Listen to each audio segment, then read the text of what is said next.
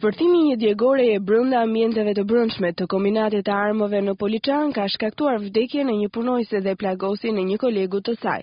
Sipas të dhënave që vijnë nga Poliçani, ngjarja ndodhi mëngjesin e sotëm kur dy punojësit ishin duke pastruar ambientet e brendshme të një poligoni, ku do të niste shumë shpejt çmontimi i predave të artillerisë.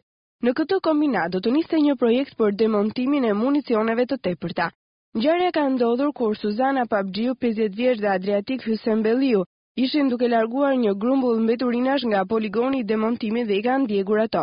Në mes tyre ndodhej një djegore pedash të artillerisë së rënd, e cila ka shpërthyer nga nxehtësia. Dy punonjësit që ndodheshin pranë janë goditur nga vala shpërthyese dhe përpasoj ka humbur jetën menjëherë Suzana Papxhiu dhe është plagosur rënd kolegu i saj. Ai ndodhet tashmë në spitalin e Poliçanit dhe po merr ndihmën e parë mjekësore. Ndërsa policia ka shkuar në vendin e ngjarjes dhe është duke marrë në pyetje dëshmitarët për të sqaruar plotësisht rrethanat e këtij aksidenti.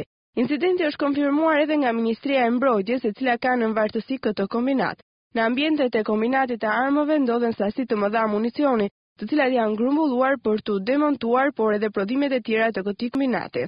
Pak ditë më parë në këtë kombinat është realizuar edhe eliminimi me shpërthim një sasi të konsiderueshme fulminant zhive lëndë që përdoret për prodhimin e ndezësve të predave të kalibrave të ndryshëm.